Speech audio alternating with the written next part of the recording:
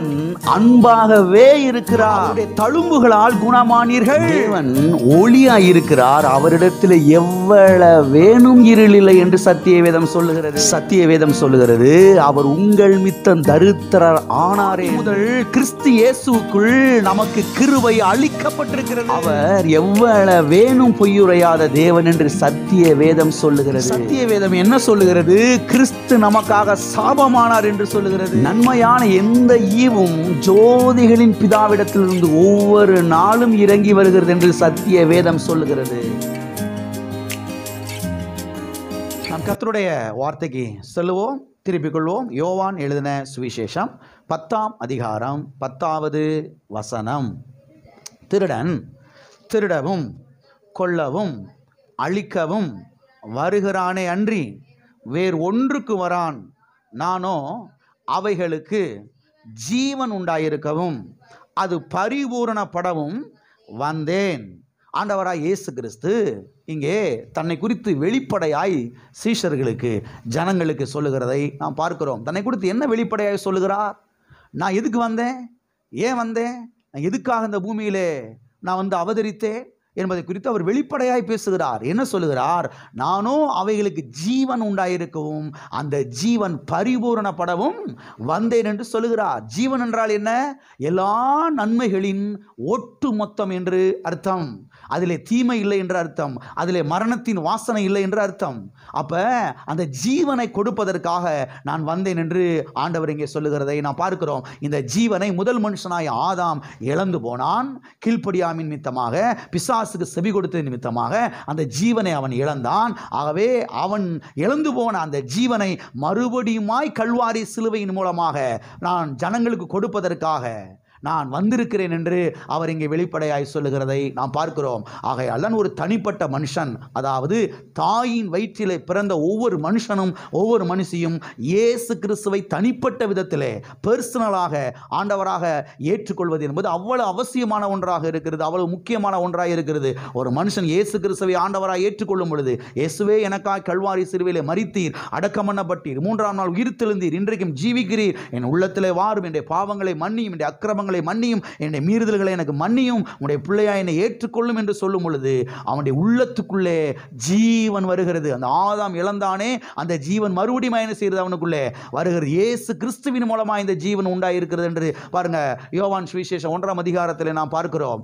ஆகவே இந்த ஜீவன் ஒரு மனுஷனுக்குள்ளே வரும் பொழுது அவனுடைய வாழ்க்கையில் இருக்கக்கூடிய எல்லா தீமைகள் மாற ஆரம்பிக்கிறது, வியாதிகள் மாற ஆரம்பிக்கிறது, தரித்திரம் மாற ஆரம்பிக்கிறது, கடன் பிரச்சனைகள் மாற ஆரம்பிக்கிறது, பிசாசின் கிரியைகள் மாற ஆரம்பிக்கிறது, அழிய ஆரம்பிக்கிறது, குடும்பத்தில் சமாதானம், சுபிட்சம், வாழ்வு, வளமை உண்டாக ஆரம்பிக்கிறது. ஆகையால் தான் ஆண்டவராய் இயேசு கிறிஸ்துவை ஏற்றுக்கொள்ளாதவர்கள் ஆண்டவராய் இயேசு கிறிஸ்துவை ஏற்றுக்கொள்ள வேண்டும். ஆகவே ஆண்டவராய் இயேசு கிறிஸ்துவை ஏற்றுக்கொள்ளாதவர்கள் இந்த கால வேளையில் நீங்கள் இருப்பீர்கள் என்று சொன்னால் ஆண்டவராய் இயேசு கிறிஸ்துவை உங்களுடைய சொந்த இரட்சகராக, மீட்பராக, ஆண்டவராக ஏற்றுக்கொள்ளுங்கள். ஆமென். வாசிப்போம். சங்கீதம் 19:7. கர்த்தருடைய வேதம் குறைவற்றதும் ஆத்துமாவை உயிர்ப்பிக்கிறதுமாயிருக்கிறது. கர்த்தருடைய சாட்சி சத்தியமும் பேதையை ஞானியாக்குகிறதுமாய் இருக்கிறது. கர்த்தருடைய வேதம் குறைவற்றதும் ஆத்துமாவை, அதாவது நம்முடைய மைண்டை, நம்முடைய மனதை உயிர்ப்பிக்கிறதுமாயிருக்கிறது என்று இங்கே நாம் பார்க்கிறோம். கடந்த பல வாரங்களாக உறுதியான அஸ்திபாரம் அல்லது தேவனுடைய வார்த்தையின் முக்கியத்துவம் என்கிற இந்த சத்தியத்தை நாம் ஞாயிற்றுக்கிழமை காலை ஆராதனைகளிலே தியானித்து கொண்டு வருகிறோம். இதிலே அநேக காரியங்களை நாம் பார்த்தோம். இப்பொழுது இந்த போதனையின் 7வது பகுதியை நாம் பார்த்து கொண்டு வருகிறோம். இந்த போதனையின் 7வது பகுதியாக நாம் எதை பார்த்து கொண்டு வருகிறோம் என்று சொன்னால், what will done God's word, தேவனுடைய வார்த்தை நமக்கு என்ன செய்கிறது, தேவனுடைய வார்த்தை நமக்கு என்னவெல்லாம் செய்யும் என்பதை குறித்து நாம் பார்த்து கொண்டு வருகிறோம். இதிலே பாருங்க, கடந்த வார வரைக்கும் பாருங்க 24 காரியங்களை நாம் பார்த்திருக்கிறோம். ஓகே, கர்த்தருடைய வார்த்தை நமக்கு செய்கிற 25வது காரியம் என்னவென்று சொன்னால், கர்த்தருடைய வார்த்தை நம்முடைய மனதை உயிர்ப்பிக்கிறதா இருக்கிறது. கர்த்தருடைய வார்த்தை நம்முடைய மனதை மறுரூபமாக்குகிறதாய் இருக்கிறது. கர்த்தருடைய வார்த்தை நம்முடைய மனதை புதிதாக்குகிறதா இருக்கிறது. கர்த்தருடைய வார்த்தை நம்முடைய மனதை புதிய எண்ணங்களாலே நிரப்பக்கூடியதாய் இருக்கிறது. இதை குறித்து பாருங்க, கடந்த வாரத்திலே நாம் பார்க்க ஆரம்பித்தோம். உங்களுடைய மனதை புதிய எண்ணங்களாலே என்ன செய்யுங்கள், நிரப்புங்கள் என்று சத்தியவேதம் நமக்கு தெளிவாய் சொல்லுகிறது. புதிய எண்ணங்களாலே நிரப்புங்கள் என்று சொல்லும் பொழுது அப்போ ஒன்று நமக்கு தெளிவாக விளங்குது. அது என்னன்னா, நம்முடைய எண்ணங்கள், நம்முடைய மனது பழைய எண்ணங்களால் என்ன செய்திருக்கிறது, நிரம்பி இருக்கிறது. ஆவி மனுஷன் ரட்சிக்கப்பட்டிருக்கிறான், சரீரம் ரட்சிக்கப்பட போகிறது. இப்போ இந்த மனது என்ன செய்து கொண்டு இருக்கிறது, ரட்சிக்கப்பட்டு கொண்டே இருக்கிறது. ஆகவே இந்த மனது பாருங்க பழைய எண்ணங்களால் நிறைந்திருக்கிறது.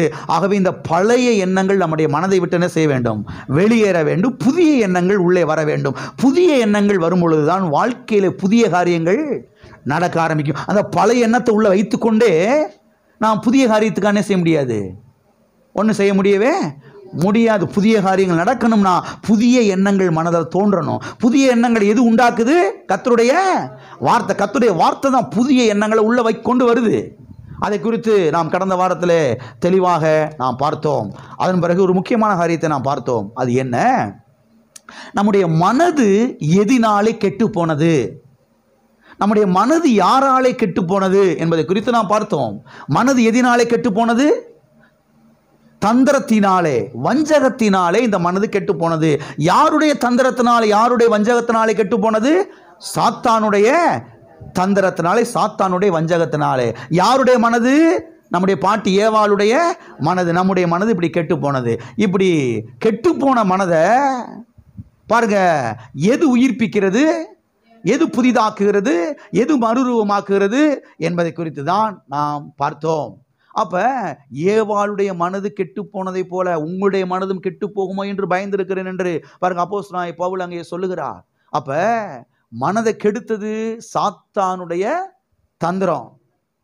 ஏவாளுடைய மனது இங்கே இருக்குது, சாத்தானுடைய தந்திரம் இங்கே இருக்குது. இங்கே இருக்கிற சாத்தானுடைய தந்திரம் எப்படி ஏவாளுடைய மனதுக்குள்ளே போய் ஏவாளுடைய மனதை கெடுத்துச்சு, வார்த்தையினாலே. வார்த்தையினாலே, வார்த்தை தான், சாத்தானுடைய வார்த்தை தான் ஏவாளுடைய மனதை கெடுத்தது. சாத்தானுடைய வார்த்தை ஏவாளுடைய மனதை கெடுத்திருக்குமானால் இப்போ கர்த்தருடைய வார்த்தை தான் ஏவாளுடைய மனதை என்ன செய்கிறது, உயிர்ப்பிக்கிறது. அப்போ வார்த்தையை அன்றி, கர்த்தருடைய வார்த்தையை அன்றி நம்முடைய மனதை புதுப்பிப்பது வேற எதுவும் கிடையவே கிடையாது. கர்த்தருடைய வார்த்தையை கொண்டுதான் நம்முடைய மனதை புதுப்பிக்க முடியும், உயிர்ப்பிக்க முடியும், புதிய எண்ணங்களால் நிரப்ப முடியும் என்பதை குறித்து நாம் கடந்த வாரத்தில் தெளிவாய் பார்த்தோம். அது மாத்திரமல்ல, கர்த்தருடைய வார்த்தையை நாம் இரவும் பகலும் தியானித்து கொண்டே இருக்கும் பொழுது நம்முடைய மனது என்ன செய்கிறது, புதிதாகிறது என்பதை குறித்து நாம் கடந்த வாரத்தில் அங்கே பார்த்து அதோட நாம் முடித்தோம். இப்பொழுது அதிலிருந்து நாம் தொடர்ந்து இன்றைக்கு இன்னும் சில காரியங்களை நாம் பார்க்க போகிறோம். திருப்பிக் கொள்வோம். யோசுவாவின் புஸ்தகம் 1ஆம் அதிகாரம் 8வது வசனம், அங்கே இருந்து நாம் தொடருவோம். யோசுவா 1ஆம் அதிகாரம் 8வது வசனம். இந்த நியாயப்பிரமாண புஸ்தகம் உன் வாயை விட்டு பிரியாதிருப்பதாக, இதில் எழுதியிருக்கிறவைகளின் படியெல்லாம் நீ செய்ய கவனமாய் இருக்கும்படி இரவும் பகலும் அதை தியானித்து கொண்டு இருப்பாயாக. இரவும் பகலும் அதை தியானித்து கொண்டிருப்பாயாக. எதை தியானித்து கொண்டிருப்பாயாக இரவும் பகலும்? என்னுடைய வார்த்தைகளை என்று கர்த்தர் சொல்லுகிறதை நாம் பார்க்கிறோம். என்னுடைய வார்த்தைகளை இரவும் பகலும் தியானித்துக் கொண்டிருப்பாயாக. அப்படி இரவும் பகலும் என்னுடைய வார்த்தைகளை தியானித்துக் கொண்டிருக்கும் பொழுது என்ன நடக்குது, உன்னுடைய மனது புதிய எண்ணங்களாலே நிரம்புகிறது. உன்னுடைய மனது பாருங்க புதிதாகிறது. உன்னுடைய மனது உயிர்ப்பிக்கப்படுகிறது.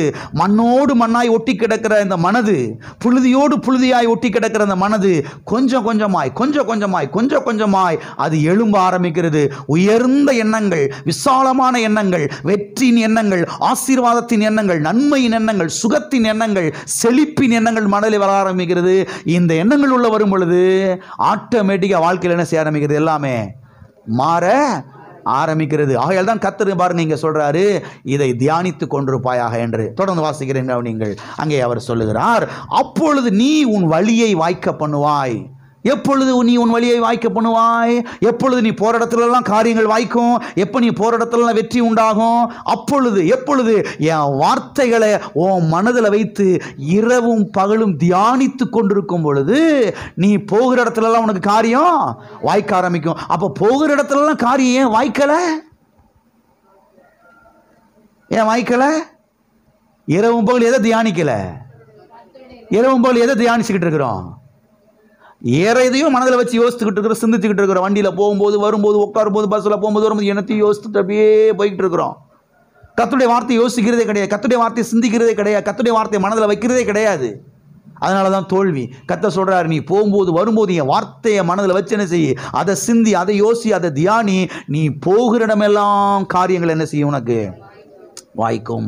அடுத்து சொல்றாரு, அப்பொழுது நீ புத்திமானாய் நடந்து கொள்வாய். அப்பொழுது நீ எப்போ புத்தி வருது, எப்போ புத்திமானா நடக்கிறோம் பாருங்க. இது இங்கிலீஷ்ல எப்படி வந்திருக்குது? குட் சக்சஸ் என்று வந்திருக்கிறது. நல்ல வெற்றி பெறுவாய். நல்ல, அப்ப வாழ்க்கையில் எப்படி வெற்றி வருது, வாழ்க்கையில் எப்படி ஜெயம் வருது? கர்த்தருடைய வார்த்தையை இரவும் பகலும் மனதில் வச்சு தியானிக்கும் பொழுது. ஆமென். கர்த்தருடைய வார்த்தையை மனதில் இரவும் பகலும் மனதில் வச்சு தியானிப்பதற்கான காரியங்களை செய்யும் பொழுது பாருங்க, குட் சக்சஸ், நல்ல வெற்றியை நாம் என்ன செய்கிறோம், பெறுகிறோம். எனவே ஏன் கர்த்தருடைய வார்த்தையை நாம் நம்முடைய மனதில் வைத்து தியானித்து கொண்டே இருக்க வேண்டும் என்று சொன்னால், கர்த்தருடைய வார்த்தை மட்டும்தான் நம்முடைய மனதை மறுரூபமாக்குகிறது. கர்த்தருடைய வார்த்தை மட்டும்தான் நம்முடைய மனதை உயிர்ப்பிக்கிறது. கர்த்தருடைய வார்த்தை மட்டும்தான் நம்முடைய மனதை என்ன செய்கிறது, புதுப்பிக்கிறது. ஆமென். சரி, ஏன் கர்த்தருடைய வார்த்தையை, எதற்காக கர்த்தருடைய வார்த்தையை நாம் தியானித்து கொண்டே இருக்க வேண்டும், எதற்காக கர்த்தருடைய வார்த்தையை மனதில் வைத்து நாம் அசை போட வேண்டும் என்று சொன்னால், நல்லா கவனிங்க. எந்த அளவுக்கு கர்த்தருடைய வார்த்தையை நாம் நம்முடைய மனதில் வைத்து நாம் தியானிக்கிறோமோ, எந்த அளவுக்கு கர்த்தருடைய வார்த்தையை நாம் மனதில் வைத்து அசை போடுகிறோமோ, அந்த அளவுக்கு நம்முடைய வாழ்க்கையில் என்ன செய்ய ஆரம்பிக்கிறது, வெற்றி உண்டாக ஆரம்பிக்கிறது. அந்த அளவுக்கு காரியங்கள் வாய்க்க ஆரம்பிக்கிறது, அந்த அளவுக்கு காரியங்கள் சித்திக்க ஆரம்பிக்கிறது, அந்த அளவுக்கு வாழ்க்கையில செழிப்பு உண்டாக ஆரம்பிக்கிறது, அந்த அளவுக்கு வாழ்க்கையில பெருக்கங்கள் உண்டாக ஆரம்பிக்கிறது. எனவேதான் கர்த்தருடைய வார்த்தையை நம்முடைய மனதிலே வைத்து என்ன செய்ய வேண்டியிருக்கிறது, சிந்திக்க வேண்டியது, யோசிக்க வேண்டியது, அசை போட வேண்டியதாய் இருக்கிறது. ஆமென். ஆகவே நம்முடைய மனது மறுரூபமாவதற்கும் நாம் நம்முடைய வாழ்க்கையிலே வெற்றி பெறுவதற்கும் நெருங்கிய தொடர்பு இருக்கிறது. ஆமென். எல்லாம் இருக்கிறீங்களா? இந்த கென்னத் கோப்லண்ட்ங்கிற பிரசங்க யார் பாருங்க, அவர் ரொம்ப கடனுக்குள்ள இருந்தாராம் பாருங்க. ஏராளம் கடனுக்குள்ள இருந்தாராம். கடனை கட்டி முடியலாம் பாருங்க. என்ன பண்ணுறதுன்னு தெரில. டெய்லியும் இவருக்கும் அவருடைய மனைவிக்கும் சண்டை, டெய்லி சண்டை. எதனால? கடன் பிரச்சனைனால. அந்த அம்மா சொல்லிச்சான், யார், கென்னத் கோப்லண்டோடைய ஒய்ஃபு குளோரியா, அவங்க பேர் குளோரியா கோப்லண்டு. அவங்க சொன்னாங்களா, நான் உன்னைய கல்யாணம் முடிக்கலையா, உன் கடனை தான் நான் கல்யாணம் முடிச்சிருக்கிறேன். ஒன்றும் என்ன செய்யலை, கல்யாணம் முடிக்கல, உன் கடனை தானே செஞ்சுருக்கிறேன் நான். அப்போ எந்த அளவுக்கு சண்டை இருந்திருக்கு பாருங்க வீட்டுக்குள்ளே. பக்கத்தில் பாருங்க, தூரமா கென்னத் ஹெயின்றவர் அப்பப்போ மீட்டிங் வச்சு நடந்து வரான் பாருங்க. இந்த பிரசங்கியாரெல்லாம் கூப்பிட்டு உட்கார வச்சு அவங்களுக்கு கடவுளுடைய வார்த்தை எடுத்து போதிப்பாராம் பாருங்க. ஒரு 700 பேர் 800 பேர் வந்து கூடுவாங்களாம், ஊழியக்காரங்க மட்டுமே. அந்த பிரசங்கியாருடைய கூட்டத்துக்கு நம்ம போவோம்னு சொல்லிட்டு பாருங்க, அவர் போயிருக்கிறாரு. போய் கடவுளுடைய வார்த்தையை கேட்டிருக்கிறாரு. ஆச்சரியமாக இருந்திருக்குது. அதெல்லாம் கேட்டுட்டு வந்து என்ன பண்ணாராம், அவர் பிரசங்கம் பண்ண சிடி, அந்த கேசட்ஸ் எல்லாம் வாங்கிட்டு வந்து வீட்டில் போட்டு உட்காந்து டெய்லியும் கேட்க ஆரம்பிச்சிட்டாராம் பாருங்க. டெய்லியும் கேட்டாராம் பாருங்க. காலையில் கேட்குறது, சாயந்தரம் கேட்குறது, மத்தியானம் கேட்குறது, ஜெபம் பண்ணுறது கேட்குறது, ஜெபம் பண்ணுறது கேட்குறது, ஜெபம் பண்ணுறது கேட்குறது, இதுவே பண்ணிக்கிட்டே இருந்தாராம் பாருங்க. அவர் சொல்கிறாரு, ஒரு வருஷம் 1.5 வருஷத்துக்குள்ள அத்தனை லட்ச கடனை அடைச்சி முடிச்சிட்டாராம் பாருங்க. ஒன்றும் இல்லாமல் முடிச்சிட்டாராம் பாருங்க. அவரை குறித்து நான் வாசிக்கிறேன் புஸ்தகங்களில். சொந்த ஏரோப்ளைன் வச்சிருக்கிறாரு, ஊழியத்துக்கு போகிறதுக்கு சொந்த ஏரோப்ளைன் வச்சிருக்கிறாரு, சொந்த ஏர்போர்ட் தனியாக வச்சிருக்கிறாரு. எப்படி பாருங்க, சொல்கிறது உங்களுக்கு புரிஞ்சா? கர்த்தருடைய வார்த்தையை இரவும் பகலும் தியானிக்கும் போது இப்படிப்பட்ட காரியங்கள் வாழ்க்கையில் நடக்க ஆரம்பிக்கும். பாஸ்டர், எப்படி பாஸ்டர் கடன் அடைக்க போகிறேன், எப்படி பாஸ்டர் மேலே வர போகிறேன், எப்படி பாஸ்டர் சொந்த வீடை கட்ட போகிறேன், எப்படி ஒரு வண்டி வாங்க போகிறேன், காரை வாங்க போகிறேன், எப்படி பிள்ளைகளை கரை சேர்க்க போகிறேன், எப்படி அப்படியே ரொம்ப கஷ்டமாக இருக்குது. அதுக்கு தான் சொல்கிறேன் என்ன பண்ணணும், கர்த்தருடைய வார்த்தையை இரவும் பகலும் என்ன செய்ய ஆரம்பிக்கணும், தியானிக்க ஆரம்பிக்கணும். நேரம் கிடைச்சிச்சா உடனே வேதத்தை திறக்கணும், நேரம் கிடைச்சிச்சா உடனே பிரசங்க செய்தியை போட்டு கேட்கணும். எல்லாம் இருக்கிறீங்களா? பிரசங்க செய்தியை போட்டு டெய்லி கேட்கணும், இந்த நாள் முழுவதும் கேட்கணும், அதவே கேட்டுக்கிட்டு கிடக்கணும். அதவே யோசிக்கணும், அதவே சிந்திக்கணும், அதவே மனதில் வைக்கணும், அதவே அசை போடணும், அதவே வாயில் வச்சு பேசணும். அப்படி பேசும்போது இங்கே சொல்லப்பட்டிருக்குது, அப்பொழுது நீ உன் வழியை வாய்க்க பண்ணுவாய், அப்பொழுது புத்திமானாயும் நடந்து கொள்வாய், வாழ்க்கையில் வெற்றி பெறுவாய் என்று இங்கே சொல்லப்பட்டிருக்கிறதை நாம் பார்க்கிறோம். ஆகவே நம்முடைய மனது மறுரூபமாவதற்கும் நாம் நம்முடைய வாழ்க்கையிலே வெற்றி பெறுவதற்கும் நெருங்கிய தொடர்பு இருக்கிறது. மறுபடியும் சொல்றேன் கவனிங்க. நாம் நம்முடைய வாழ்க்கையில வெற்றி பெறுவதற்கும் நம்முடைய மனது மறுரூபமாவதற்கும் நெருங்கிய தொடர்பு இருக்கிறது. நம்முடைய மனது மறுரூபமாகாமல் வாழ்க்கையில் ஒரு பெரிய வெற்றியை பார்க்க முடியவே, ஒரு செழிப்பை பார்க்க முடியவே முடியாது. ஆமென். வாசிப்போம். சங்கீதம் 1ஆம் அதிகாரம் 2வது வசனம் 3வது வசனம். கர்த்தருடைய வேதத்தில் பிரியமாயிருந்து இரவும் பகலும் அவருடைய வேதத்தில் தியானமாயிருக்கிற மனுஷன் பாக்கியவான். அவன் நீர்க்கால்களின் ஓரமாய் நடப்பட்டு தன் காலத்தில் தன் கனியை தந்து இலையுதிராதிருக்கிற மரத்தை போல் இருப்பான். அவன் செய்வது எல்லாம் வாய்க்கும். அவன் செய்வது எல்லாம், அவன் செய்கிறது 100%, 100% வாய்க்கும். 100 செஞ்சானா 55 வாய்க்கும், 45 வாய்க்கவே அப்படி சொல்லலை. அவன் செய்கிற 100 காரியத்தில் வெற்றி. எப்படி இந்த வெற்றி வருது? எங்கிருந்து இந்த வெற்றி வருது? எதனால் இந்த வெற்றி வருது? அதனுடைய ரகசியத்தை தான் இங்கே 2வது வசனத்திலே சங்கீதக்காரன் சொல்லுகிறான். சரி, இந்த வசனம் என்ன சொல்லுகிறது? இந்த வசனம் கர்த்தருடைய வார்த்தையிலே பிரியமாய் இருக்க வேண்டும், கர்த்தருடைய வார்த்தையிலே இரவும் பகலும் தியானமாய் இருக்க வேண்டும். கர்த்தருடைய வார்த்தையில் இரவும் பகலும் தியானமாய் இருக்கிற மனுஷன்தான் அவன் பாக்கியவான், அவன் ஆசீர்வதிக்கப்பட்டவன், அவன் கொடுத்து வைத்தவன், அவன் பேறு பெற்றவன் என்று இந்த வசனம் சொல்லுகிறது. பிறகு இந்த வசனம் என்ன சொல்லுகிறது? கர்த்தருடைய வார்த்தையிலே தியானமாய் இருக்கிற மனுஷன்தான் அவன் கனி கொடுக்கிற மனுஷனாய், செழிப்பான மனுஷனாய் இருப்பான் என்று இந்த வசனம் சொல்லுகிறது. பிறகு இந்த வசனம் என்ன சொல்லுகிறது? கர்த்தருடைய வார்த்தையில தியானமாய் இருக்கிற மனுஷன்தான் இலையுதிராதிருக்கிற மரத்தை போல் இருப்பான். எப்பயுமே செழிப்பாக, எப்பயுமே பச்சை பசேர் என்று அவன் ஆரோக்கியமாக இருப்பான் என்று இந்த வசனம் சொல்லுகிறது. கர்த்தருடைய வார்த்தையிலே இரவும் பகலும் தியானமாய் இருக்கிற மனுஷன்தான் 100% அவன் வெற்றி பெறுவான் என்று இந்த வசனம் சொல்லுகிறது. அப்ப யார் வெற்றி பெறுவா? யார் செழிப்படைவா? யார் இலையுதிரா இருக்கிற மரத்தை போல் இருப்பான்? யார் செய்வதெல்லாம் வாய்க்கும்? கர்த்தருடைய வேதத்திலே, கர்த்தருடைய வார்த்தையிலே பிரியமாயிருந்து, அதில் ஆசையாயிருந்து, அதில் தாகமாயிருந்து, அதில் நேரத்தையும் காலத்தையும் செலவிடுகிறானே, அவன் செய்வது எல்லாம். நம்ம எப்படி பழகிட்டோம்? நேரம் கிடச்சா அந்த அக்கா வீட்டுக்கு போனோம், இந்த அக்கா வீட்டுக்கு போனோம், அந்த அண்ணி வீட்டுக்கு போனோம், இந்த மதினி வீட்டுக்கு போனோம். நேரம் கிடச்சிச்சுன்னா வருஷம் 365 நாள் போய்கிட்டு தான் இருக்கோம். அண்ணி வீட்டுக்கு, அப்பத்தா வீட்டுக்கு, தாத்தா வீட்டுக்கு, பாட்டி வீட்டுக்கு. எல்லாம் இருக்கிறீங்களா? போக வேணான்னு யாரும் சொல்லலை. போக வேண்டிய கட்டாயம் ஒரு மொபைல் போய் தானே செய்ய போகிறான். ஆனால் சும்மா போய் நேரத்தை காலத்தை வேஸ்ட் பண்ணிக்கிட்டு போய் சும்மா உட்காந்து என்னத்தையாவது வேண்டாதெல்லாம் பேசி மனதை கெடுத்து, ஏற்கனவே மனது எல்லாம் இருக்கிறீங்களா? இன்னமும் கெட்டு ஒன்றுமா போகிறதுக்கு உட்காந்து வேதத்தை வாசிக்கணும், பிரசங்க செய்தியில் போட்டு கேட்கணும், இப்படிப்பட்ட வார்த்தைகள் அடங்கிய பாடல்களை போட்டு பாடி ஆராதனை பண்ணி மனதை கர்த்தருடைய வார்த்தைக்கு நேராக திருப்ப வேண்டும். கல்வாரிக்கு நேராக, அவருடைய தழும்புக்கு நேராக, அவருடைய காயத்துக்கு நேராக, அவர் சிலுவையில் சிந்தின ரத்தத்துக்கு நேராக மனதை என்ன செய்ய வேண்டும்? திருப்ப வேண்டும். அப்படி திருப்பும் போதுதான் அவன் செய்வதெல்லாம் வாய்க்கும் என்று இங்கே நாம் பார்க்கிறோம். அது மாத்திரமல்ல, கர்த்தருடைய வார்த்தையில் இரவும் பகலும் தியானமாக இருக்கும் பொழுது என்ன நடக்கிறது? நம்முடைய மனது மறுரூபமாகிறது. நம்முடைய மனது புதிய எண்ணங்களாலே நிரப்பப்படுகிறது. நம்முடைய மனது பாருங்க அங்கே உயிர்ப்பிக்கப்படுகிறது.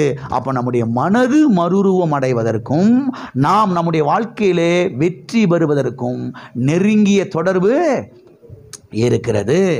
ஆமென். எனவே மனது மறுரூபமாகாமல் வெற்றி உண்டாகாது. மனது மறுரூபமாகாமல் கனிகள் உண்டாகாது. மனது மறுரூபமாகாமல் செழிப்பு உண்டாகாது. மனது மறுரூபமாகாமல் பாருங்க காரியங்கள் சித்திக்காது.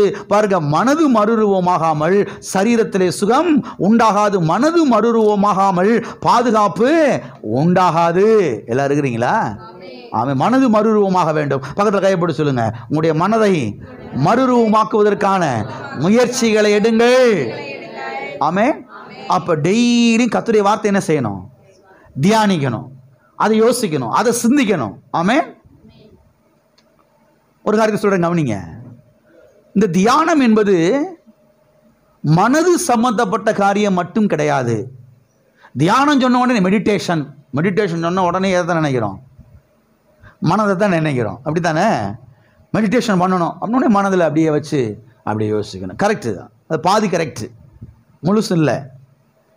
தியானம் என்பது மனது சம்பந்தப்பட்ட காரியம் மட்டும் கிடையாது, அது வாய் சம்பந்தப்பட்ட காரியமாகவும் இருக்கிறது.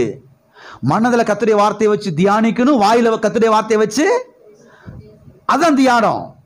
அதான் மட்டர் என்ற வார்த்தையை பயன்படுத்துகிறார்கள். மட்டர் என்று சொன்னால் முணுமுணுத்து கொண்டே இருப்பது. என்ன செய்வது? நம்ம எதுக்கு முணுமுணுக்கிறோம்? திட்டுறதுக்கு, பகிரதுக்கு. போய் தொலைகிறாங்களா, என்ன வருதுன்னு சொல்ல புருஷனை வச்சு நறுக்கிடலாம். அந்த வெங்காயத்தை அருவாமனையில் வெங்காயத்தை நறுக்கிறதுக்கு போகலாம். ஆக்சுவலாக மைண்டில் அவர் தான் இருக்கிறாரு, ஆனால் வெங்காயம் தான் நறுக்கப்படுகிறது. போட்டு நொறுக்கி பண்ணிக்கிட்டு. கவனிங்க, தியானம் என்பது மனது சம்பந்தப்பட்ட காரியம் மட்டும் கிடையாது, தியானம் என்பது வாய் சம்பந்தப்பட்ட காரியமாகவும் இருக்கிறது. அப்போ மனதில் கர்த்தருடைய வார்த்தை இருக்கணும், வாயில் கர்த்தருடைய வார்த்தை இருக்கணும். அதை வாதியில் அதுவே மனதில் வச்சு யோசிக்கணும், அதுவே வாயில் வச்சு பேசணும். அப்பொழுதுதான் அவன் செய்வதெல்லாம் வாய்க்கும் என்று இங்கே சத்திய வேதத்திலே நாம் பார்க்கிறோம். ஆகவே கர்த்தருடைய வார்த்தை நமக்கு செய்கிற 25வது காரியம் என்ன? கர்த்தருடைய வார்த்தை நம்முடைய மனதை மறுரூபமாக்குகிறது. கர்த்தருடைய வார்த்தை நம்முடைய மனதை புதிதாக்குகிறது. கர்த்தருடைய வார்த்தை நம்முடைய மனதிலே புதிய எண்ணங்களை என்ன செய்கிறது? உண்டாக்குகிறது. நம்முடைய மனதிலே விசாலத்தை என்ன செய்கிறது? அது ஏற்படுத்துகிறது. ஆமென். இது வரைக்கும் எத்தனைக்கு புரிஞ்சிருச்சு? ரைட். போன வாரத்தில் ஒரு காரியத்தை சொன்னேன். என்னன்னா, இந்த மனதுடைய 3 வாசல்கள் என்ன, அதை குறித்து அடுத்த வாரத்தில் பார்க்க போகிறோம் என்று நான் சொன்னேன். ஆமென். எல்லாம் கவனிக்கிறீங்களா? உங்கள் வீட்டுக்கு ஒரு வாசல் இருக்குது அல்லது 2 வாசல் இருக்குது. சில பெரிய வீடுகளில் 4 வாசல் என்ன செஞ்சுருக்கிறாங்க, வச்சிருக்கிறாங்க. இப்போ உங்கள் மைண்டுக்கு, உங்கள் மனதுக்கு, உங்கள் ஆத்துமாவுக்கு 3 வாசல்கள் இருக்கிறது. நல்லா கவனிங்க. இந்த 3 வாசல்கள் வழியாக தான், நல்லா கவனிக்கிறீங்களா, இந்த 3 வாசல்கள் வழியாக தான் மனது கெட்டும் போகிறது. இந்த 3 வாசல்கள் வழியாக தான் மனது உயிர்ப்பிக்கப்படவும் செய்கிறது. எல்லாம் இருக்கிறீங்களா? இந்த 3 வாசல் என்ன என்பதைத்தான் இன்றைக்கு நாம் தெளிவாக பார்க்க போகிறோம். இந்த 3 வாசல்கள் வழியாக தான் மனது என்ன செய்கிறது? கெட்டும் போகிறது. இந்த 3 வாசல்கள் வழியாக தான் மனது மறுரூபமாகவும் செய்கிறது. சரி, அந்த 3 வாசல்கள் என்ன? ஒன்று காது என்கிற வாசல், இரண்டாவதாக கண் என்கிற வாசல், மூன்றாவதாக வாய் என்கிற வாசல். இந்த 3ல் எது பாஸ்டர் ரொம்ப முக்கியம்? அதை கடைசியாக சொல்கிறேன், எல்லாம் கவனிச்சுட்டே வாங்க. இந்த 3ல் எது ரொம்ப முக்கியம் அப்படின்றத நான் கடைசியாக சொல்கிறேன், கவனிங்க. 3 வாசல்கள் எல்லாம் இருக்கிறீங்களா? 3 gates in mind. 3 வாசல்கள். இயர் கேட்ஸ், ஐ கேட்ஸ், மவுத் கேட்ஸ். 3 வாசல்கள் இந்த மனதுக்கு இருக்கிறது. இந்த 3 வாசல்கள் மூலமாய்த்தான் மனது கெட்டும் போகிறது, மனது என்ன செய்கிறது? உயிர்ப்பிக்கப்படவும் செய்கிறது. ஆமென். சார், இதுக்கு அற்புதமான ஒரு உதாரணத்தை நான் ஆதியாமத்துக்கு கொண்டு போய் உங்களுக்கு நான் காண்பிக்க விரும்புகிறேன். அங்கே ஏவாளை குறித்து நாம் பார்க்கிறோம். இந்த ஏவாளுக்கு இந்த 3 வாசல்கள் வழியாய்த்தான் அவளுடைய மனது என்ன செய்து விடுது? கெட்டு போனது. போன வாரத்தில் வாசித்தோம் இல்லையா? சர்ப்பமானது தன்னுடைய தந்திரத்தினாலே ஏவாளுடைய மனதை கெடுத்ததை போல. அப்போ தந்திரம் சாத்தாண்ட இருந்துச்சு, மனது ஏவாட்ட இருந்துச்சு. சாத்தாண்ட இருந்த தந்திரம் எப்படி ஏவாளுடைய மனதுக்குள்ள சென்று ஏவாளுடைய மனதை கெடுத்தது? அதை குறித்து நாம் கடந்த வாரத்திலே பார்த்தோம். இதை குறித்து இன்னும் ஆழமாய் இன்றைக்கு நாம் பார்க்க போகிறோம். எப்படி இந்த ஏவாளுடைய மனது கெட்டு போனது, எப்படி இந்த ஏவாளுடைய மனது அது விழுந்து போனது? எந்த வாசல் திறக்கப்பட்டது முதலாவதாக?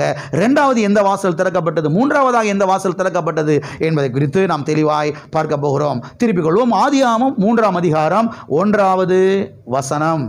தேவனாகிய கர்த்தர் உண்டாக்கின சகல காட்டு ஜீவன்களை பார்க்கிலும் சர்ப்பமானது. இதை தாங்க வாஸ்தவம். தேவனாகிய கர்த்தர் உண்டாக்கின சகல காட்டு ஜீவன்களை பார்க்கிலும் சர்ப்பமானது தந்திரமுள்ளதாயிருந்தது. அது ஸ்திரீயை நோக்கி, யாரை நோக்கி? ஸ்திரீயை நோக்கி, அதாவது ஏவாளை நோக்கி. யாரை நோக்கி? ஏவாளை நோக்கி, நீங்கள் தோட்டத்தில் உள்ள சகல விருட்சங்களின் கனியையும் புசிக்க வேண்டாம் என்று தேவன் சொன்னது உண்டோ என்றது. என்ன செய்தது? என்றது. அருமையானவர்களை கவனியுங்கள். அந்த சர்ப்பம் ஸ்திரீயை நோக்கி, எதை நோக்கி? யாரை நோக்கி? ஸ்திரீயை நோக்கி. தேவன் சொன்னது உண்டோ? தேவன் சொன்னது, அதாவது என்ன சொல்றாரு? என்ன பிசாசுங்க சொல்றானா, தேவன் இந்த மரத்தினுடைய கனியை குறித்து என்ன சொன்னாரு? வேற ஒண்ணுமே பேசல. இந்த மரத்தினுடைய கனியை பற்றி என்ன செய்யறான் அவன்? அங்கே அவன் பேசுகிறதை நாம் பார்க்கிறோம். சாத்தானுடைய வார்த்தை ஏவாளுடைய காதுகளிலே விழுந்தது. எங்க விழுந்துச்சு? முதலாவது திறந்த வாசல் என்ன வாசல்? காது என்கிற வாசல். காது என்கிற வாசல் வழியாக சாத்தானுடைய தந்திரம் எங்க போகுது? ஏவாளுடைய மனதுக்குள்ள போகிறது. முதலாவது திறந்த வாசல் என்ன வாசல்? காது வாசல். காது என்ன செய்து? காது வாசல் திறக்கப்பட்டது. வாசிப்போம். 3ஆம் அதிகாரம் 2வது வசனம், 3வது வசனம். ஸ்திரீ சர்ப்பத்தை பார்த்து, நாங்கள் தோட்டத்தில் உள்ள விருட்சங்களின் கனியை புசிக்கலாம், ஆனாலும் தோட்டத்தின் நடுவிலே இருக்கிற விருட்சத்தின் கனியை குறித்து தேவன் நீங்கள் சாகாதபடிக்கு அதை புசிக்கவும் அதை தொடவும் வேண்டாம் என்று சொன்னார் என்றாள். இப்ப சாத்தானுக்கு இவ பதில் கொடுக்கிறா. யாருக்கு பதில் கொடுக்கிறா? சாத்தானுக்கு இவ பதில் கொடுக்கிறா. இப்ப எந்த வாசல் திறக்குது? வா என்கிற வாசல் திறக்கிறது. இப்ப 6வது வசனத்தை வாசிப்போம்.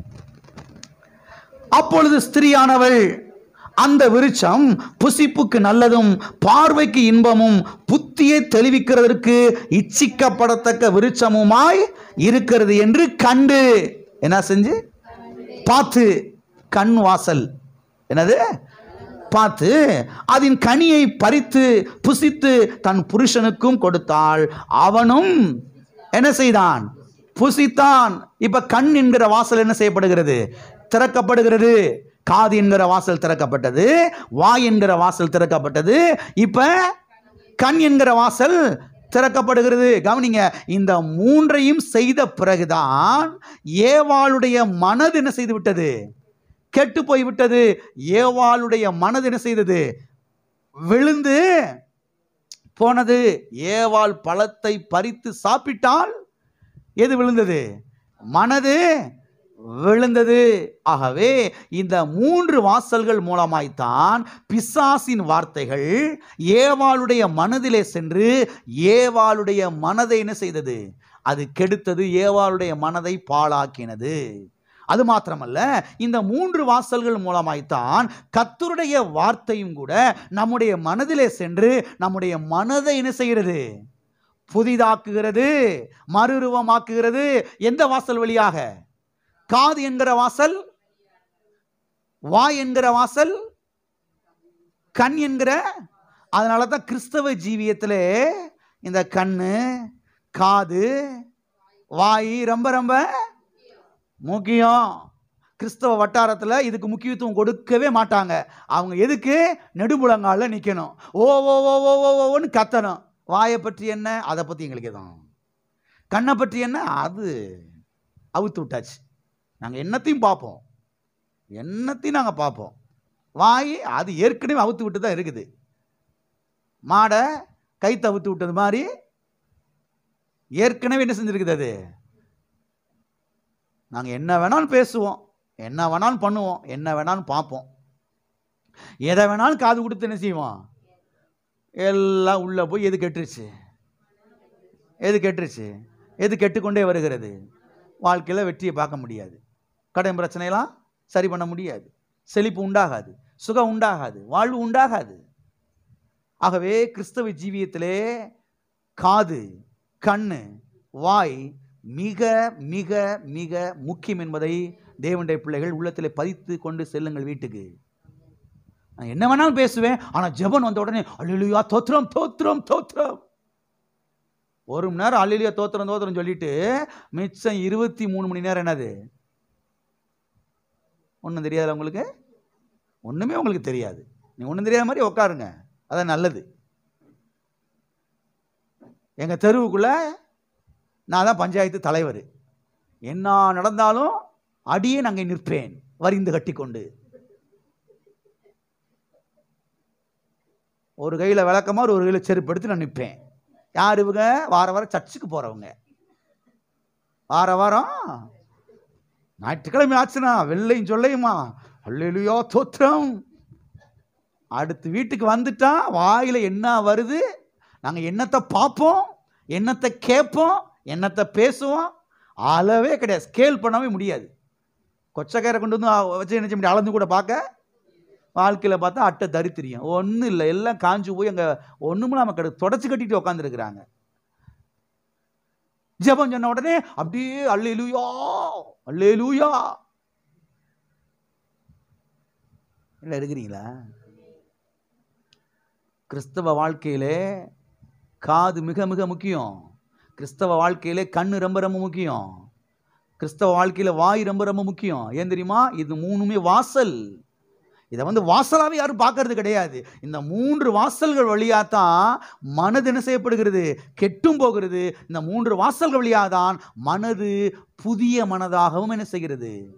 உங்கள் மனதை புதிய மனதாக மாற்ற போகிறீங்களா அல்லது கெடுக்க போகிறீங்களா? உங்கள் கையில் இருக்குது. மக்கள் நினச்சிக்கிட்டு இருக்காங்க, கர்த்தர் பார்த்து இனி என்னைக்கு ஆசீர்வதிக்கணுமோ அவரை ஆசீர்வதிக்கட்டும் பாஸ்டர்.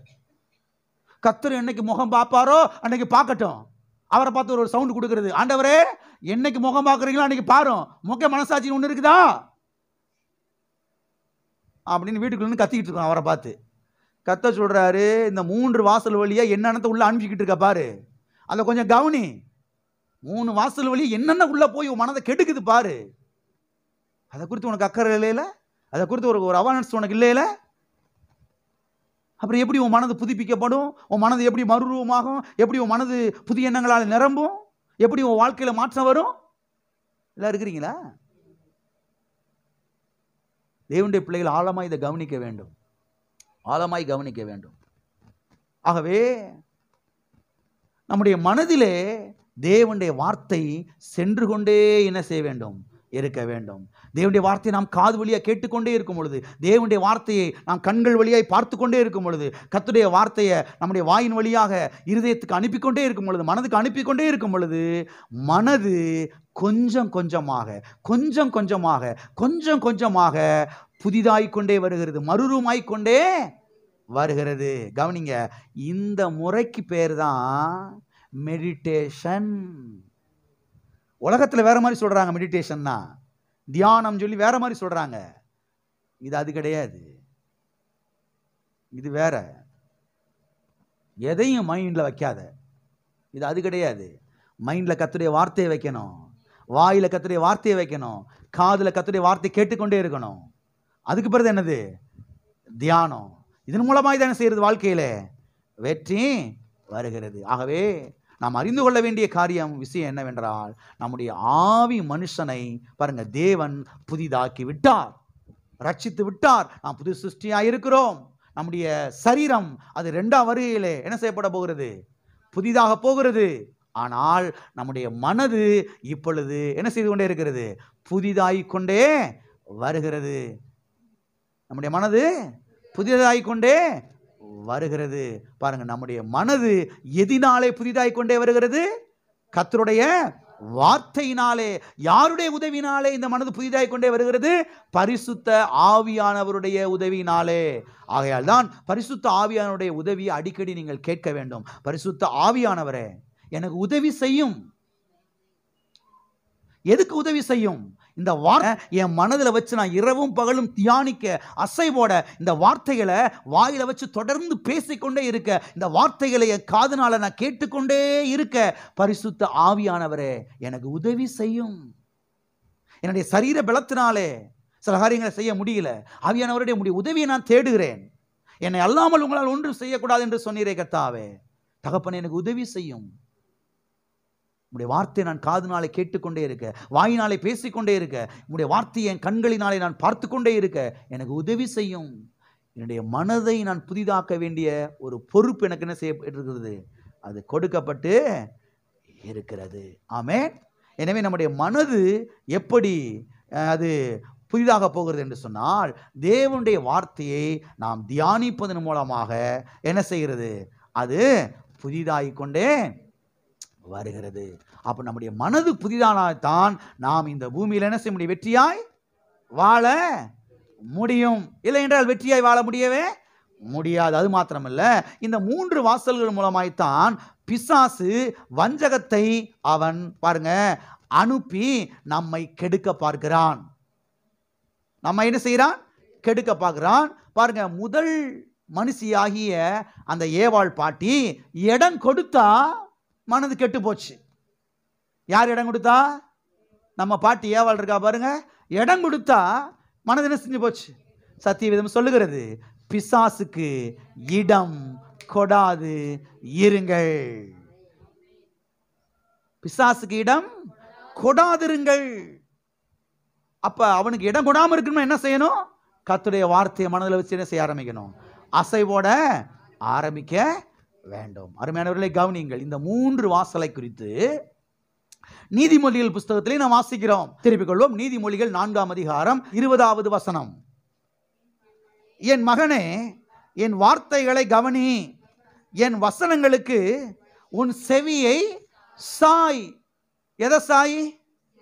உன் செவிய சாய். எதுக்கு சாய்? என் வார்த்தைகளுக்கு உன் செவிய சாய். காது என்ற வாசலை குறித்து இங்கே அவர் பேசுகிறதை நாம் பார்க்கிறோம். இரண்டாவதாக 21ஆம் வசனத்தை வாசிப்போம். அவைகள் உன் கண்களை விட்டு, கண் என்கிற வாசல். என்ன வாசல்? கண் என்கிற வாசலை குறித்து சொல்லுகிற வாசிங்க. பிரியாதிருப்பதாக அவைகளை உன் இருதயத்துக்குள்ளே காத்துக்கொள். என்ன சொல்றாரு? இந்த கண் என்கிற வாசல் வழியாக, இந்த காது என்கிற வாசல் வழியாக தான் எந்த ஒரு விஷயமும் உன் இருதயத்துக்குள்ள, உன் மனதுக்குள்ள என்ன செய்கிறது? செல்லுகிறது என்று சொல்லுகிறதை நாம் பார்க்கிறோம். 24ஆம் வசனத்தை வாசிப்போம். வாயின் தாறுமாறுகளை உன்னை விட்டு அகற்றி உன் உதடுகளின் மாறுபாட்டை உனக்கு தூரப்படுத்து. இங்கே வாய் என்கிற வாசலை குறித்து அவர் பேசுகிறார். கவனிங்க, இந்த 3 வாசல்கள் மூலமாய்த்தான் கர்த்தருடைய வார்த்தை நம்முடைய மனதிற்கோ அல்லது நம்முடைய இருதயத்துக்கோ அது செல்கிறது. இந்த 3 வாசல்கள் மூலமாய்த்தான் நம்முடைய மனது என்ன செய்கிறது? புதிதாக மாறுகிறது, மறுரூபமாகிறது.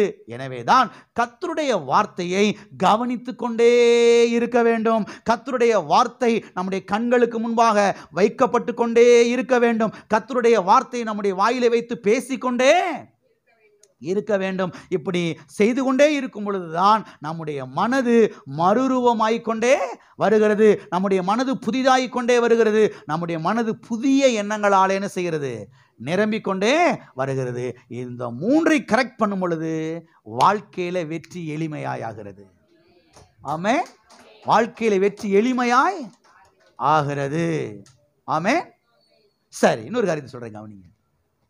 சபையில் இருக்கக்கூடிய விசுவாசிகள் ஏன் அநேகர் வாழ வேண்டிய அளவுக்கு அவர்கள் வாழாமல் போனார்கள்? ஏன் அவர்கள் வாழ வேண்டிய அளவுக்கு வாழாமல் போனார்கள் தெரியுமா? சபைக்கு வந்து வசனத்தை கேட்பாங்க. நல்லா கவனிக்கிறீங்களா? இவங்களுக்குள்ள ஒரு பெரிய திருப்தி. என்ன திருப்தி? நான் இன்னைக்கு சர்ச்சுக்கு போயிட்டேன். எதுக்கு போயிட்டேன்? சர்ச்சுக்கு போயிடலாம். பாஸ்ட் என்னன்னு கேட்பாரு. சர்ச்சில் இருக்கிற விசுவாசிங்க என்னன்னு, இவங்க அதுக்குத்தான் சபைக்கு வர்றாங்களே தவிர கர்த்தருடைய வசனத்தை கேட்கறதுக்கு சபைக்கு வர்றது கிடையவே கிடையாது. நல்லா கவனிச்சுட்டே வாங்க. ஏன் அநேக கிறிஸ்தவ விசுவாசிகள் வாழ வேண்டிய அளவுக்கு அவங்க வாழாமல் போனாங்கன்னா, சபைக்கெல்லாம் கரெக்டாக வந்துடுவாங்க. சபைக்கு வந்து வசனத்தை என்ன செய்வாங்க? கரெக்டாக கேட்பாங்க.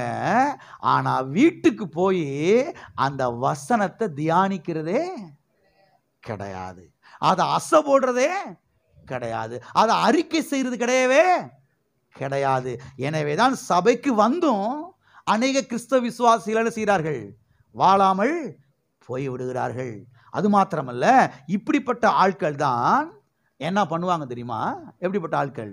சபைக்கு வருவாங்க, வசனத்தை கேட்பாங்க, அப்புறம் வீட்டுக்கு போய் அந்த காரியத்தை செய்யவே மனதை காத்துக்கொள்ளவே மாட்டாங்க, காதை காத்துக்கொள்ளவே மாட்டாங்க, வாயை காத்துக்கொள்ளவே மாட்டாங்க, கண்ணை காத்துக்கொள்ளவே மாட்டாங்க, வீட்டுக்கு போய் பிரசங்க செய்தியில் கேட்கவே மாட்டாங்க, வசனத்தை வாயை திறந்து பேசவே மாட்டாங்க, கர்த்தருடைய வார்த்தையை மனதில் வச்சு தியானிக்கவே மாட்டாங்க. இப்படிப்பட்ட ஆட்கள் தான் என்ன பண்ணுவாங்கன்னா, எங்கேயாவது போய் ஒரு தீர்க்கதரிசியை நாடி தேடி போய் அங்கே போய் நின்றுக்கிட்டு இருப்பாங்க.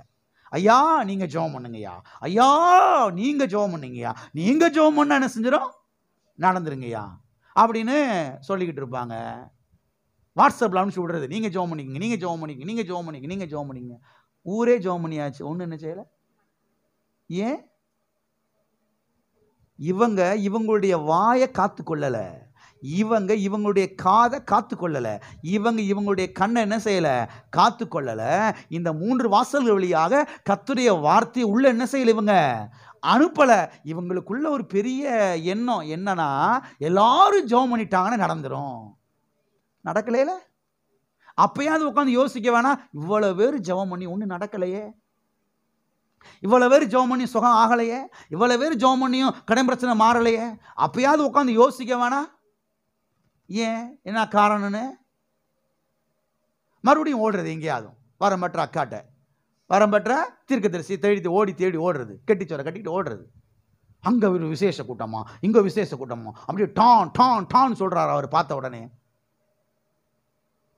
வசனத்துக்கு முக்கியத்துவம் கொடுக்கறதே கிடையாது, வீட்டில் உட்காந்து வசனத்தை காது கொடுத்து கேட்குறதே கிடையாது, வசனத்தை வாயை திறந்து பேசுகிறதே கிடையாது. இங்கே கைத்துக்கு சொல்ல வைக்கிற பாருங்க, சொல்கிறதோடு சரி, அவ்வளோதான்.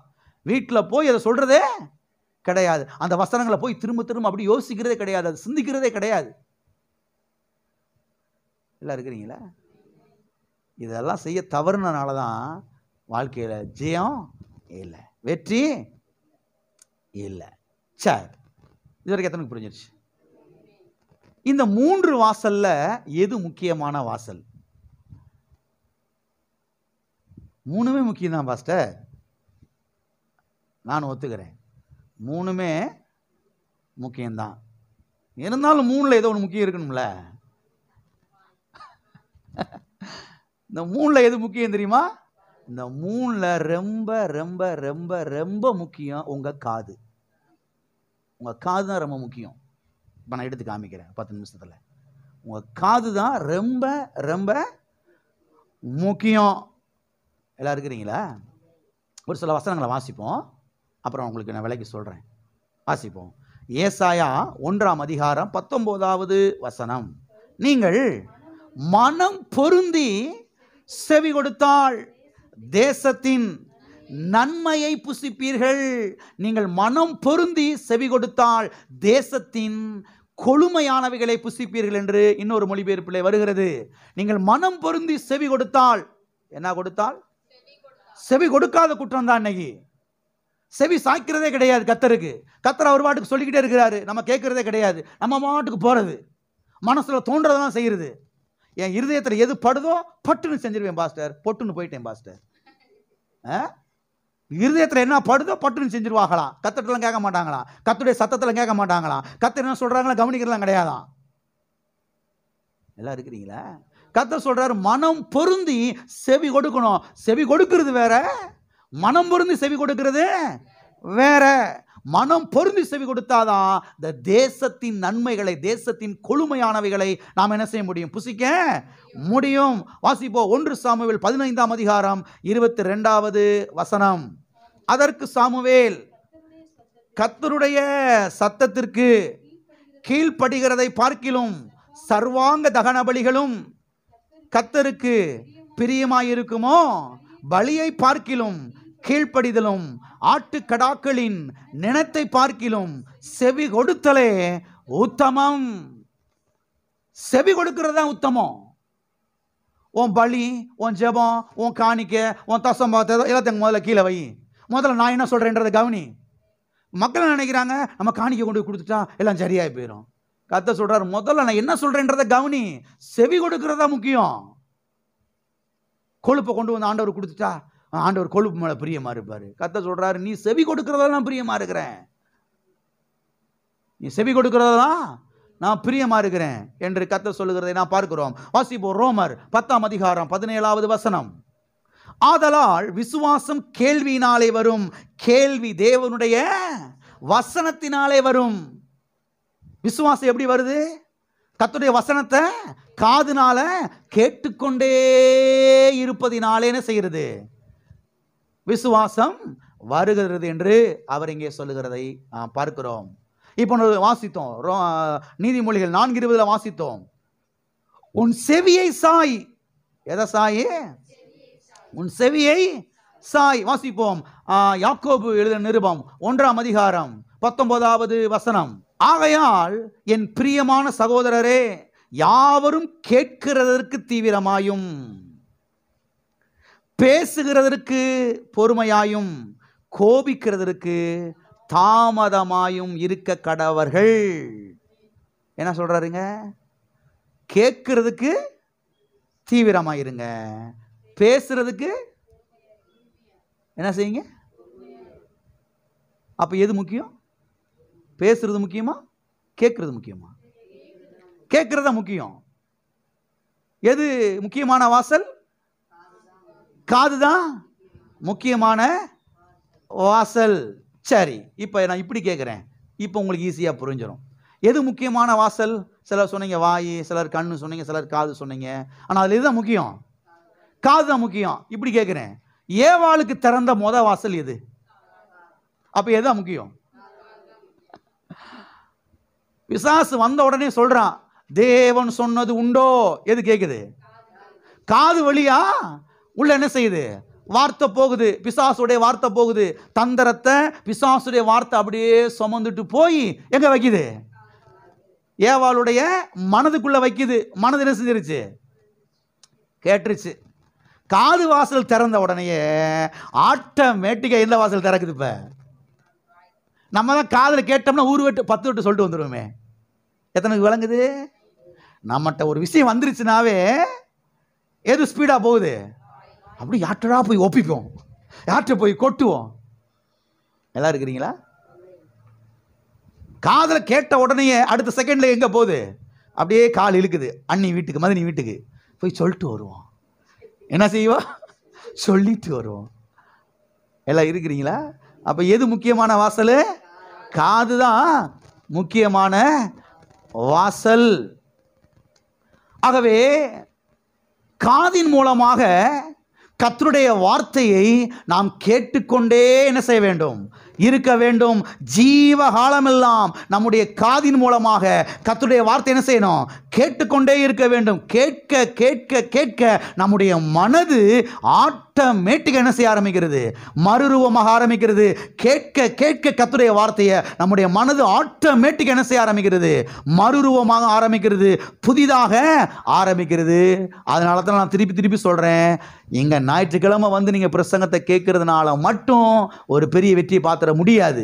நீங்க 7 நாள் உட்காந்து என்ன செய்யணும்? கர்த்தருடைய வார்த்தையை கேட்கணும். 7 நாள் இந்த பிரசங்க செய்திகளை போட்டு என்ன செய்யணும்? கேட்க ஆரம்பிக்கணும். உட்காரும் போது, போகும்போது, வரும்போது, காலையில, மத்தியானம், நைட்டு நேரம் கிடைக்கும் போதெல்லாம் நேரத்தை ஒதுக்கி இந்த பிரசங்க செய்திகளை போட்டு அதை கேட்டுக்கொண்டே இருக்க வேண்டும்.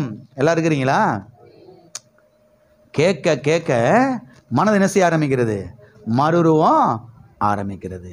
சரி, இந்த கேட்கறதுல நல்ல அருமையான ஒரு முறை இருக்கிறது. கேட்கறதுக்கு நல்ல அருமையான ஒரு முறை இருக்குது. அது என்ன தெரியுமா?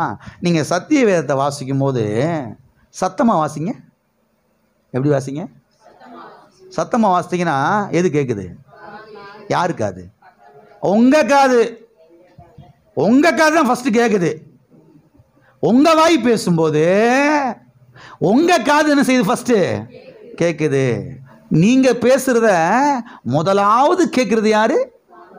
நீங்க தான். அதனால தான் நீங்க வேதத்தை என்ன செய்யணும்? சத்தமா வாசிக்கணும். சத்தமா வாசிக்கும் போது இந்த வார்த்தை முதலாவது உங்க காது வழியா எங்க போகுது? உங்க மைண்டு, உங்க மனதுக்குள்ள போகுது. ஆமே.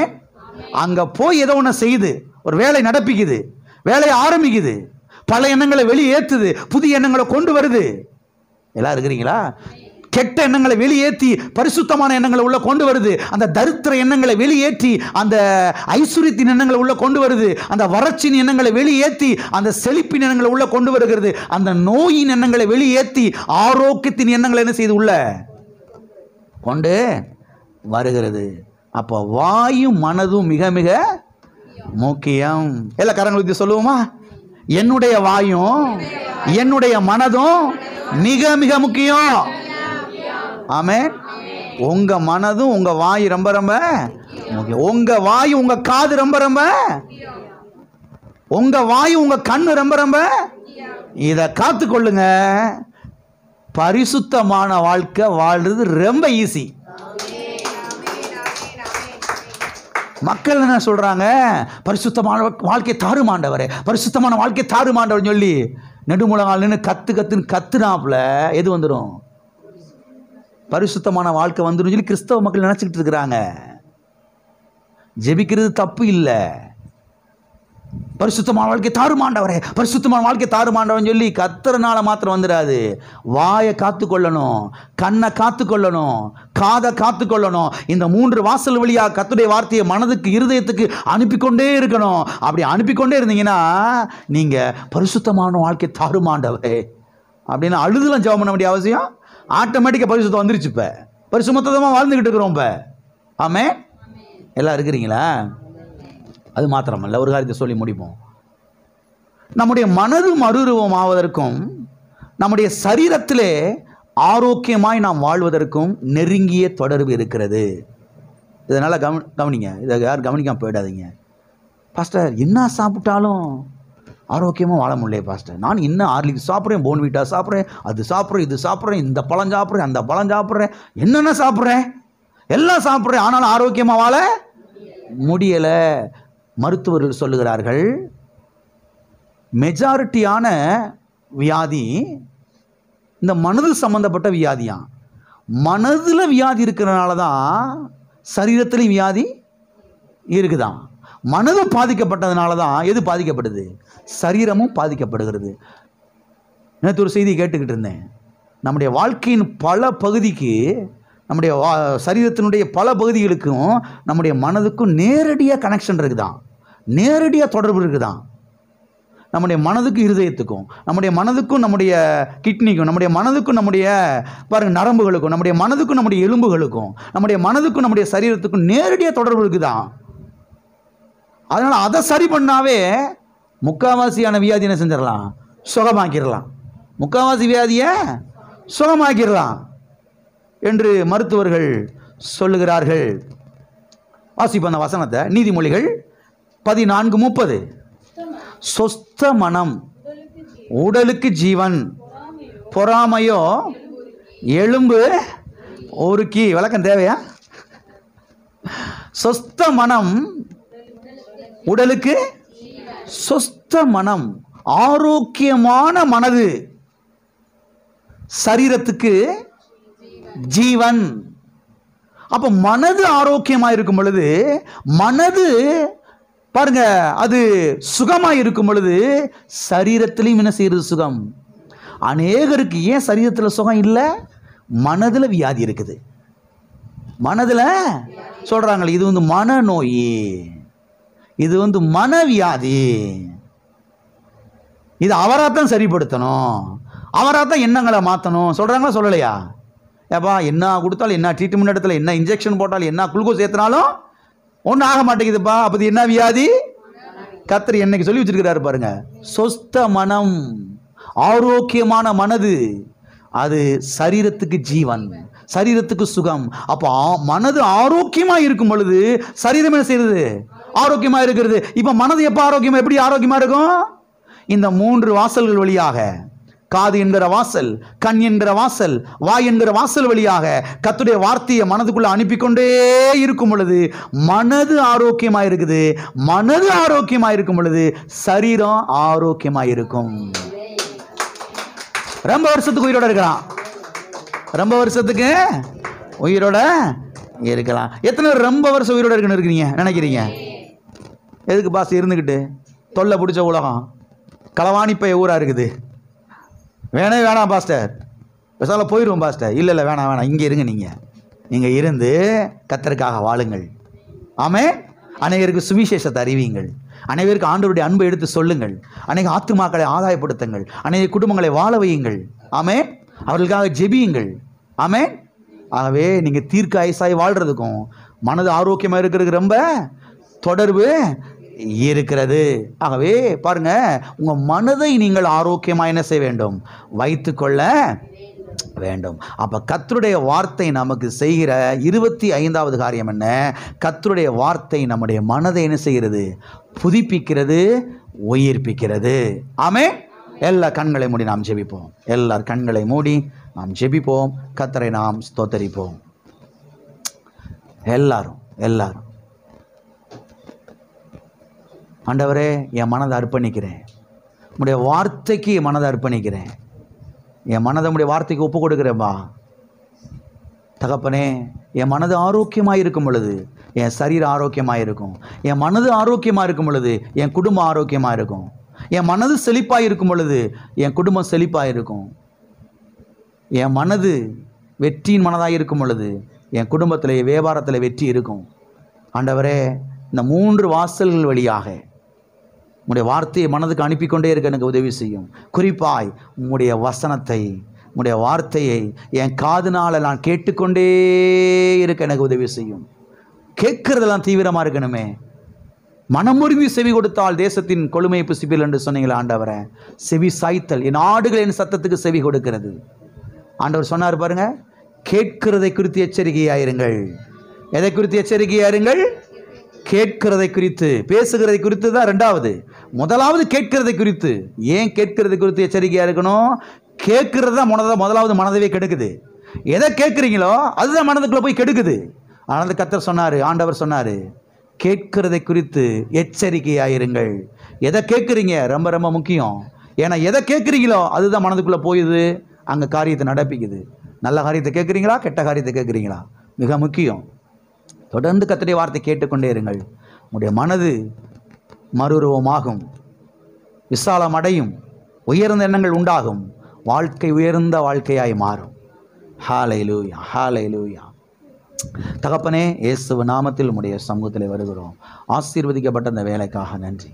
கர்த்தாவே, எங்களுடைய மனதை உம்முடைய கிருபையுள்ள வசனத்துக்கு ஒப்பு கொடுக்கிறோம், அர்ப்பணிக்கிறோம். ஆண்டவரே கர்த்தாவே, நீர் நடத்தி செல்லும் கர்த்தாவே.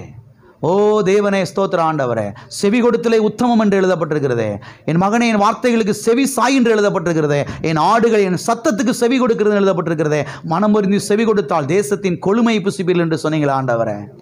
கர்த்தாவே, நாங்கள் செவி சாய்க்கிறோம். உடைய வசனத்துக்கு தீவிரமாய் செவி சாய்க்கிறோம். இந்த காதின் வழியாக உடைய வார்த்தையை இருதயத்துக்குள்ளே அனுப்பி கொண்டே இருக்க உதவி செய்யுங்க ஆண்டவரே. வசனத்தை கேட்பதினாலே விசுவாசம் அங்கே பெருகும் என்று நாங்கள் வாசிக்கிறோமே.